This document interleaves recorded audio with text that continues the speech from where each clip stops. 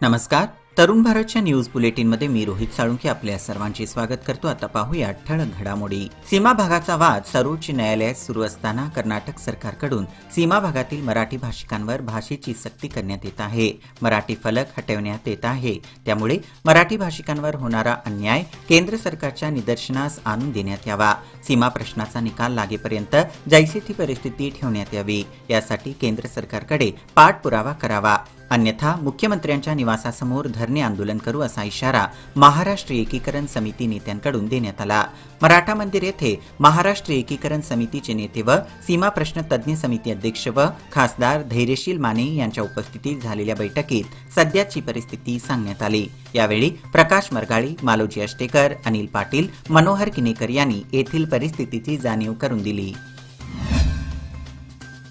कौटुंबिक वादातून पत्नीचे अश्लील व्हिडिओ सोशल मीडियावर व्हायरल करण्याची धमकी देणाऱ्या पतीला येथील जिल्हा सीईएन पोलिसांनी अटक केली आहे. या कारवाईने एकच खळबळ माजली आहे. सोशल मीडियावरही हे प्रकरण ठळक चर्चेत आले आहे. किरण पाटील, वय वर्षे 28, राहणार अम्मनगी, तालुका हुक्केरी असे त्या पतीचे नाव आहे. जिल्हा सीईएनचे पोलीस निरीक्षक BR गड्डेकर व त्यांच्या सहकार्यांनी किरणला अटक करून त्याला न्यायालयासमोर हजर केले आहे. पत्नीने दिलेल्या फिर्यादीवरून ही कारवाई करण्यात आली आहे.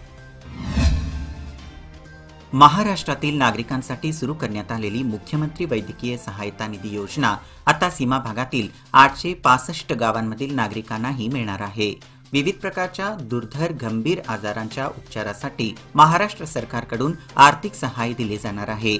महाराष्ट्रातील सीमालगत असणाऱ्या जिल्ह्यांसह बेळगाव जिल्ह्यातील नामांकित रुग्णालयांमध्ये उपचार घेणाऱ्या रुग्णांना या सुविधेचा लाभ करून दिला जाणार आहे, अशी माहिती सीमा प्रश्न तज्ज्ञ अध्यक्ष खासदार धैर्यशील माने व मुख्यमंत्री वैद्यकीय कक्ष प्रमुख मंगेश चिवटे यांनी दिली. मराठा मंदिर येथे आयोजित करण्यात आलेल्या पत्रकार परिषदेत या योजनेची माहिती देण्यात आली. यावेळी रणजित चव्हाण पाटील, रमाकांत कोंडुस्कर, मालोजी अष्टेकर आदी उपस्थित होते. रोटरी अन्नोत्सवामध्ये कानडी व इंग्रजी फलकांच्या बरोबरच मराठी फलकही लावण्यात येतील. त्यामुळे या अन्नोत्सवावर बहिष्कार न घालता मराठी संघटना आणि भाषिकांनी तसेच तमाम बेळगावकरांनी अन्नोत्सवाला पाठिंबा द्यावा, असे आवाहन रोटरी क्लबचे अध्यक्ष जयदीप सिद्धनवर यांनी केले आहे. सीपीएड मैदानावर शनिवारपासून रोटरी अन्नोत्सवाला प्रारंभ होत आहे. मात्र सरकारच्या आदेशानुसार अन्नोत्सवातील स्टॉल्सवर कानडी फलक ठळक अक्षरात लावणे बंधनकारक आहे. त्याबरोबरच इंग्रजी आणि मराठी भाषेतही फलक लावण्यात आले आहेत, असे त्यांनी स्पष्ट केले आहे. या अन्नोत्सवामध्ये एकूण 187 स्टॉल्स असून त्यापैकी 80 स्टॉल्स खाद्यपदार्थांचे आहेत. तसेच पुढील 10 दिवस विविध मनोरंजनाचे कार्यक्रम होणार असून अरिजित सिंग हे अन्नोत्सवाचे आकर्षण ठरणार आहे. स्वच्छतेचे सर्व नियम पाळूनच अन्नोत्सवाचे आयोजन करण्यात आले असून बेळगावकरांनी याचा लाभ घ्यावा, असे आयोजकांतर्फे कळवण्यात आले आहे.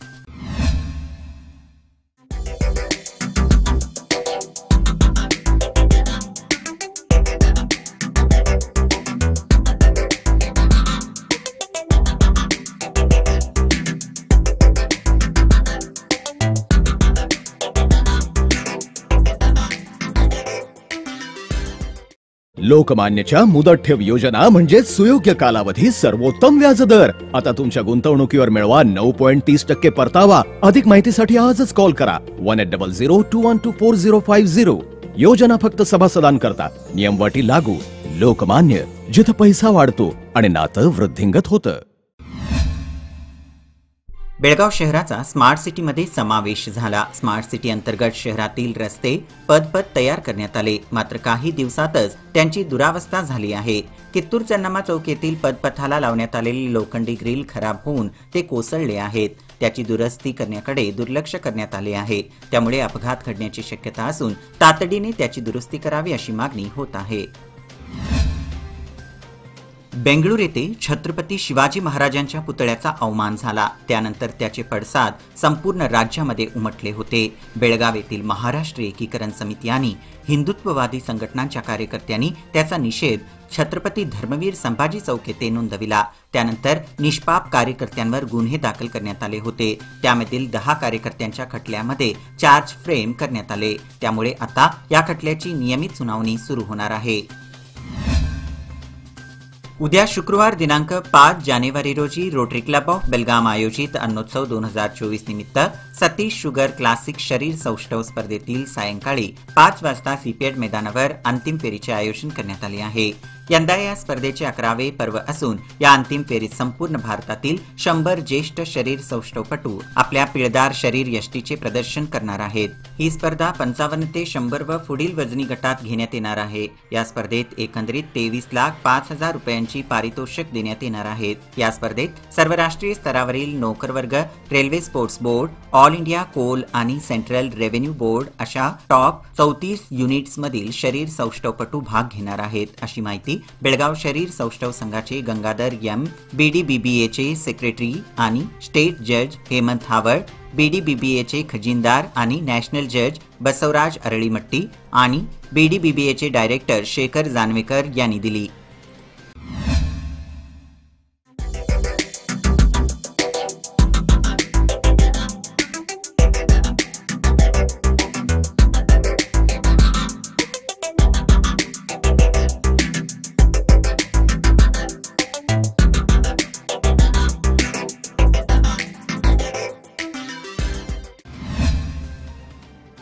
यंदा डिसेंबरपासून पाणी समस्या गंभीर होऊ लागली आहे, तर दुसरीकडे शहरात पाणी गळतीचे प्रकारात वाढ होत आहे। त्यामुळे विनाकारण पाणी वाया जाण्याचे प्रकार घडू लागले आहेत। नेहरूनगर येथील जेएनएमसी समोर मागील कित्येक दिवसांपासून पाण्याचा अपव्यय होत आहे।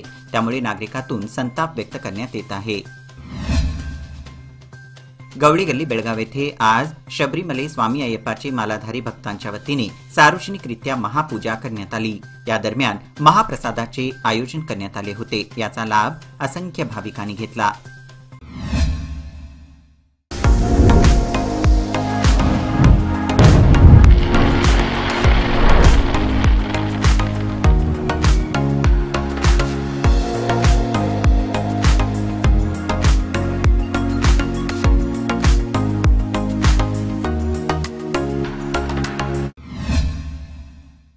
निपाणी शहर व परिसरातील ग्रामीण भागात गेल्या 2 दिवसापासून वातावरणात अचानकपणे बदल झाला आहे। बोचऱ्या थंडीने परिसर गाठून गेला असताना अचानक ढगाळ वातावरण निर्माण झाले आहे। यातून पावसाची शक्यता देखील वर्तवली जात आहे। एकीकडे तंबाखू कापणीची कामे गतीने सुरू आहेत। कापलेला तंबाखू वाळवण्यासाठी शेत शिवारात पडला आहे। ऊस तोडीची कामे देखील गतीने सुरू झाली आहेत। अशा या परिस्थितीत वातावरण बदलल्याने आणि पावसाची शक्यता निर्माण झाल्याने शेतकऱ्यांची धाकधूक वाढली आहे। आता तोंडाशी आलेली पिके धोक्यात आल्याने शेतकरी चिंताग्रस्त बनला आहे। मांगूर फाटा ते वेदगंगा नदीपर्यंत महामार्गाचे भराव टाकून काम सुरू आहे। यामुळे पाणी थांबून महापुराचा फटका बसणार असल्याने कुर्लीसह परिसरातील शेतकऱ्यांनी बेळगावात जिल्हाधिकारी नितेश पाटील यांची भेट घेऊन त्यांना निवेदन दिले।